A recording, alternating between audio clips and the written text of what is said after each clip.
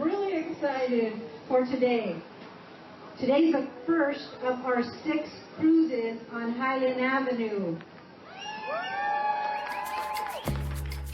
Few things are more beautiful on a California summer evening than the sight of lowriders, cruising low and slow and bouncing up and down through the streets. The boats and the bombs, your Chevy Fleetlines and Monte Carlos and Eldos, all chrome and leather seats and just faded men. But for decades, municipalities across the Golden State have been declaring war on lowriding. Our main goal is to repeal a no cruising ordinance in National City. Yeah? That's our main goal. A no cruising ordinance? That's not cool, carnal. I'm Gustavo Arellano. You're listening to The Times, daily news from the LA Times. It's Thursday, June 30th, 2022. Today, why cities banned car cruising in the first place, and how activists are finally winning. Because who do these streets belong to?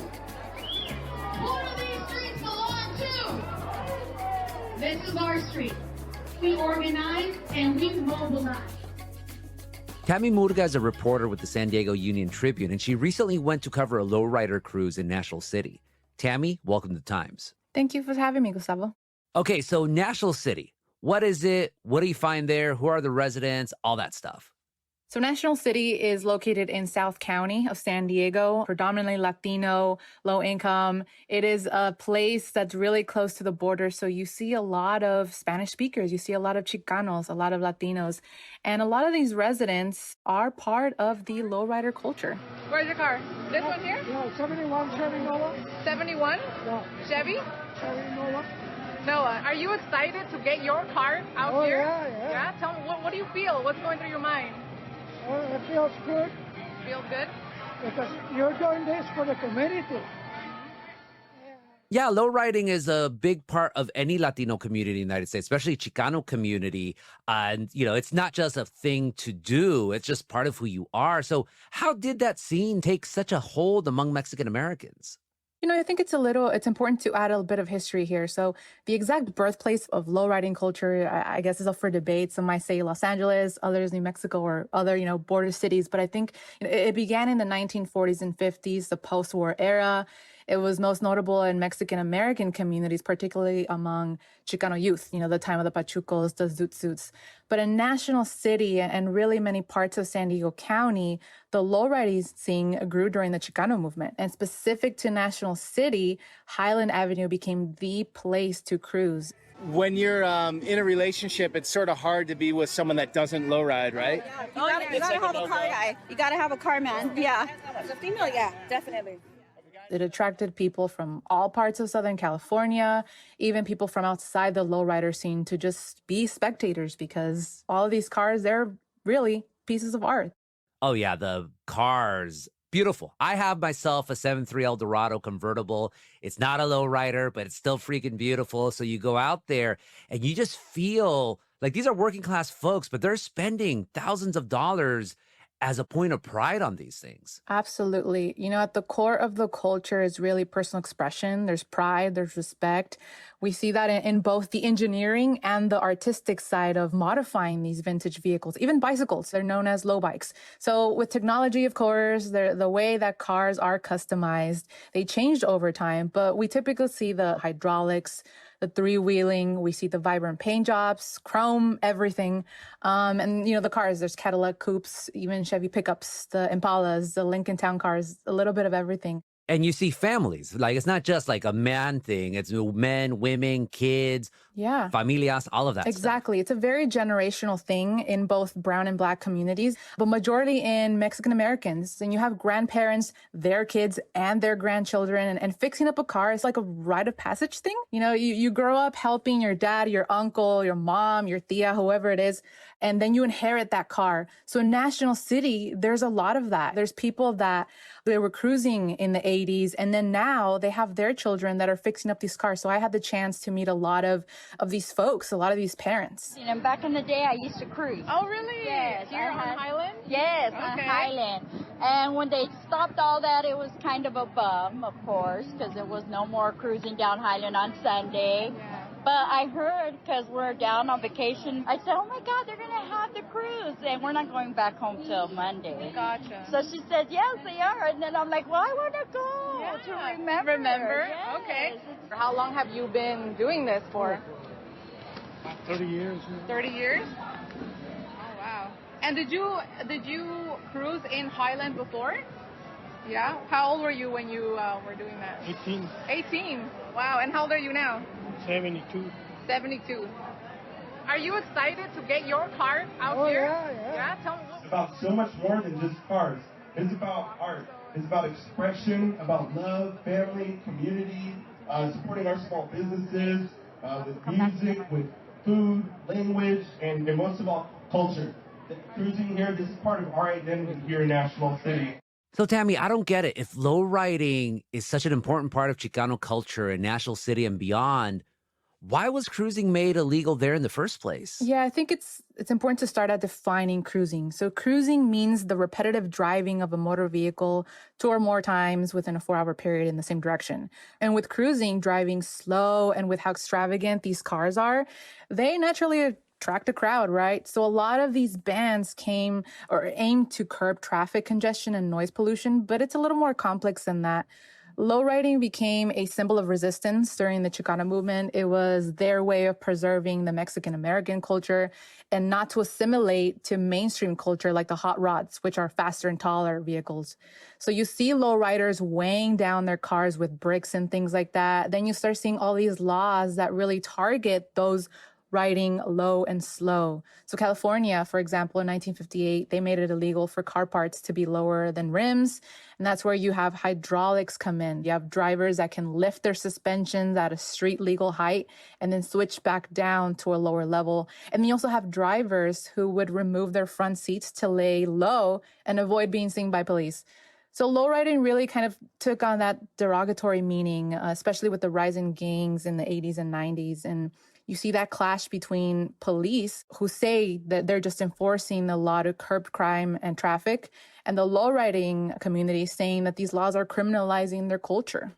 And it's interesting because all car cultures are going to be smacked down by police. Like you mentioned, the hot rods. You also have the import scene that made very famous by Grand Theft Auto and Fast and Furious. But specifically with lowriders, they are the ones who are being penalized for decades with these ordinances. How did the ban play out in National City? Yeah, so National City's cruising ban went into effect in 1992 in response to those concerns that some residents raised of the popular pastime, which often attracted crowds from outside the lowrider community, gangs that were not necessarily lowriders themselves, but they just came out to the streets. And that brought out also a lot of traffic congestion. So the prohibition really under the National City Municipal Code, it makes cruising punishable by a $1,000 fine or even imprisonment of up to 6 months. And it's not just National City that did that. Like the city where my wife has her store, Santana, they banned cruising.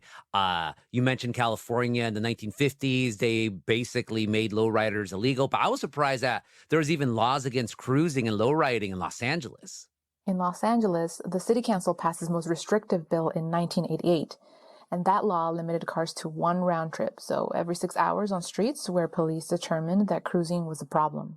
What did lowrider owners do in those early days to fight back? And why do you think they didn't succeed? I mean, a lot of these bans, they've been on the books for decades. That's right, for decades. You know, the ban did work in that cruising significantly died down in National City. But instead, what we saw here in San Diego was there was a lot of momentum in Southeast San Diego among multiple car clubs. And they organized events that we see today. We see car shows, cruise night series like La Vuelta Car Cruise. But those are permitted shows that we haven't seen in National City until recently. Yeah, all these activists kept at it, and all these decades later, things are slowly changing. More after the break.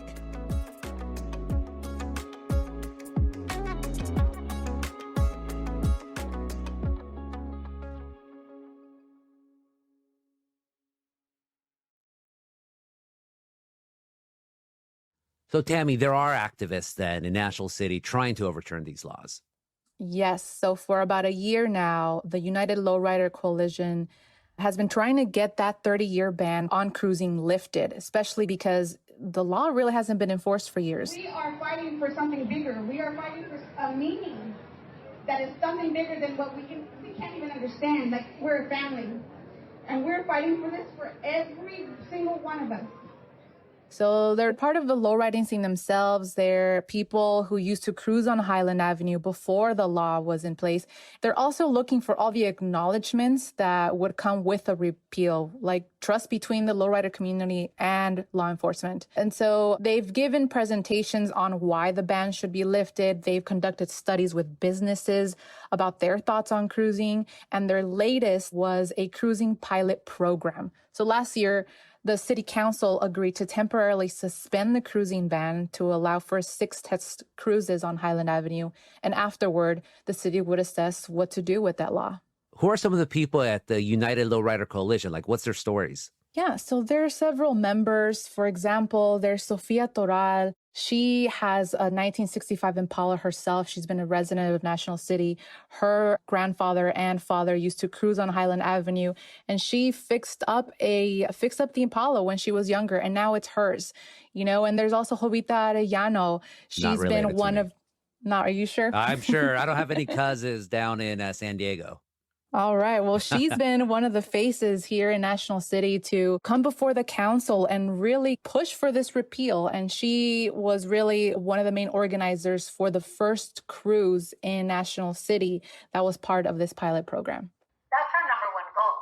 In order to get that no cruising ordinance repealed, we want to be able to show that we can have these cruises successful every single time. Let's find a solution, because we want to have these cruises. They're great. I mean, it's a live art gallery. Somebody told me over the weekend. It's a live art gallery. How has the National City Council or officials responded to this push to decriminalize lowriding? Well, there's been some tension between the city and the United Lowrider Coalition after the first cruise, which happened last month. It brought out hundreds of cars, and spectators, most, including the city, deemed it a really successful event. But with upcoming cruises, the city and police recommended that organizers should pay about up to $20,000 per cruise for police services and other city services to better organize the event and control traffic. So coalition members said, you know what, we can't afford those fees, so they opted out of that pilot program. So the National City Police Chief Jose Tellez said at a press conference, really explaining why these fees are recommendations. And he said, you know what, the cruise just was a lot bigger than they expected. These police services will really help organize the event and control traffic. Obviously, we have to be honest with everyone that the event that you had was extremely successful. And actually, the crowd that you had on Highland Avenue was really unprecedented. So it's also unfair for the community for us to pull resources from what is already a busy night to now address this while we're shorting our patrol staffing. And the Mayor Alejandra Sotelo Solis, had also mentioned she really wanted to clarify that these recommendations, these fees, are not exclusive to the cruises. Any other event like parades or other types of events that go through that permit process also get charged these fees. And so she wanted to make it clear that it wasn't exclusive to the lowriding coalition. We wanted to clarify that the cruises will not be eliminated. And secondly, there aren't any resources or requirements that are being asked of the ULC, the United Lowrider Coalition, that are not being asked of any other TUP permit holders. But while National City goes through these growing pains of trying to decriminalize lowriding, other cities are just doing it. I know in Sacramento, they repealed their anti-cruising laws. San Jose in late June did the same. And then the California Assembly voted on a resolution this summer that encouraged cities to overturn their cruising bans and just embrace lowrider culture already. Tammy, what's changed in California that's leading to all of this? I think a lot of cities are realizing that these bans that have been in place for decades haven't been enforced for so long.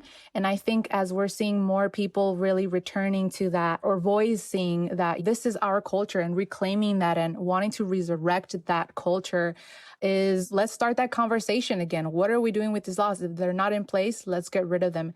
And so I think a lot of cities are starting to realize that, and National City is not alone. So what's next then for United Lowrider Coalition? So coalition members are saying that the test cruises were simply one component of their overall efforts to resurrect the lowriding culture. They say they're still going to lobby to repeal the law. And as far as the city goes, there's been efforts on the city council dais to start that discussion about possibly repealing the ban now. But majority of the council is saying they want to take a little more time to figure out the logistics. And if it works, then they'd consider a repeal. So this is still ongoing in National City. But you're seeing other successes in San Diego County, like in Barrio Logan. Right. I mean, they still have their cruising nights. They have events. Those are permitted as well. I mean, we're seeing also in Escondido in North County of San Diego. They're happening for sure. National City wants to have that themselves in their own community. And finally, Tammy, what's your dream lowrider? Oh, my goodness. 1964 Impala. Oh, that's the old school classic. What do you like about those? Oh, my God. I just like the shape of it. I think it's really classy. For me, I'm more less is more. Keep it simple. And I think that's the way to go. That's a great one. Tammy, thank you so much for this conversation. Thank you for having me.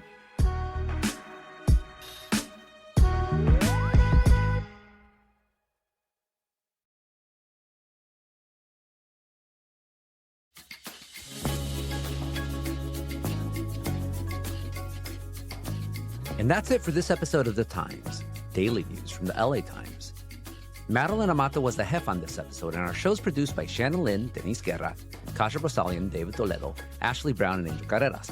Our editorial assistants are Madeline Amato and Carlos De Loera. Our engineers are Mario Diaz, Mark Nieto, and Mike Heflin. Our editor is Kinsey Moreland. Our executive producers are Jasmine Aguilera and Shani Hilton, and our theme music is by Andrew Ethan. Like what you're listening to? Then make sure to follow The Times on whatever platform you use. Don't make us to put you podcasts, and make sure to tell your friends, families, strangers, everyone. Get them to subscribe. We got a good show, you know? Andale, like, make it happen. I'm Gustavo Arellano. We'll be back tomorrow with all the news and desmadre. Gracias.